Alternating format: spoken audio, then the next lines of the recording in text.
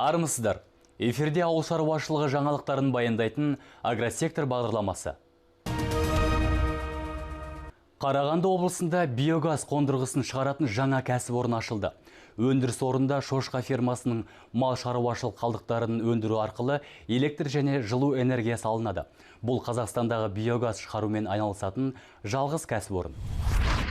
Қарағанды облысының Бұхар-Жыра ауданында мал шаруашылығы қалдықтарынан электр және жылу энергиясын алатын жаңа жоба іске қосылды. Биогаз құрылғысы 1200 метрлі көлемі бар 20 реактордан құрылған. Жобаның құны 350 миллион теңге. Агроөнеркәсіп кешенінде биогаз құрылғысымен қатар шұжық шығаратын цех та бар. Мұнда барлығы 200 адам жұмыс істейді. Әзірге газды тек агроөнеркәсіп кешені ғана қолдануда.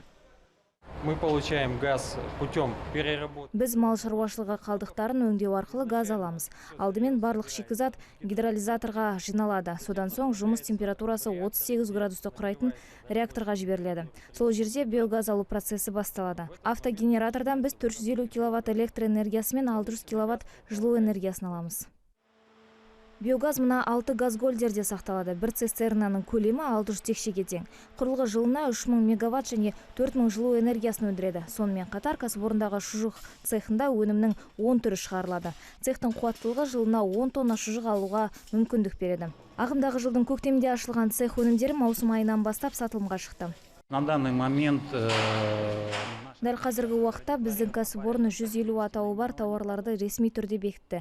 Пісірілген, кептірілген, шикілей кептірілген шұжықтармен қатар деликатес тағамдар да бар. Құрылғы дәл қазіргі уақытта цехта тұр. Құрылғының қуаттылығы 10 тонна өнім шығаруға қауқарлы. Тауарлар қаладағы және қала сыртындағы супермаркеттерге тасымалданады. Аталмыш технология Қытайдан әкелінген. Алайда қазіргі уақытта мұндай құрылғы Қазақстанда біреу ғана. Бүгінде жоба 40%-ға жұмыс істеп тұр және кәсіпорында электр энергиясымен қамтамасыз етуде. Жыл соңына дейін жобаның қуаттылығын 100%-ға дейін жеткізу жоспарланған. Биогаз құрылғысы кәсіпорынның санитарлық жағдайын жақсартып, егін алаңына баратын лас судың көлемін азайтады. Сонымен қатар негізгі өнімнің өзіндік құнын арзандатуға мүмкіндік береді. Әдетте адам ағзасының дұрыс дамуына фолий қышқылы көмектеседі. Әсіресе оның жүкті әйелдерге пайдасы мол. B9 дәрумен немесе фолий қышқылы қалаған жандар оның ең алдымен қарбыздан табады. Жалпы бақшада өсірілетін қауын қарбыздың адам денсаулығына тағы қандай пайдасы бар? Бұл туралы толығырақ алдағы бейнесюжетте.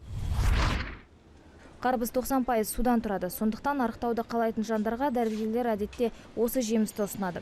Қарбыздың құрамында фолий қышқылынан бөлек өзге де табиғи пайдалы заттар бар. Мәселен, магний адамның көңіл күйін жақсартып, инфаркт ауруының алдын алуға көмектеседі. Жемістен неғұрлым нитрат аз болса, соғұрлым оның пайдасы мол болмақ.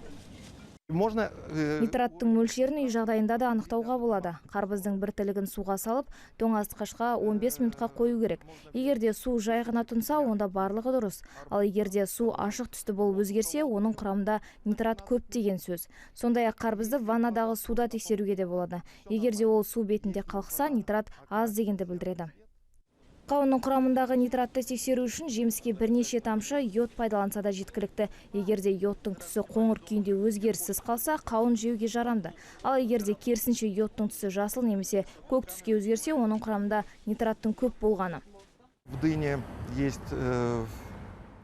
Қауында өсімдік талшықтары бар, ол аз қорытуға көмектеседі. Қауынды спирттік ішімдікпен және сумен араластырып жеуге болмайды. Қауын бақыт гормоны саналатын серотониннің жұмысын жақсартады. Егерде адамның көңіл күйі нашарлап, мазасы болмаса, қауын жеген жөн. Оның пайдасы мол. Құрамында ешбір химиялық қоспасы жоқ қауын мен қарбызды табу қиын. Тек бастысы қоспалардың өздерінің қажетті көрсеткіштерінен асып кетпеген абзал. Мәселен, 1 килограмм қарбызда химиялық қоспа көп дегенде 60 мл, қауында 90 мл құрауы тиіс. Сарапшылар жемістерді тамыз айының 2-ші жартысынан бастап жеу керектігін айтады. Жер қойнауы табиғаттың сарқылмас қазынасы. Ал ауыл шаруашылығы саласы оның негізгі бір бөлігі. Сіздермен бірге болған агросектор бағдарламасы. Қайта жүздескенше аман сау болыңыздар.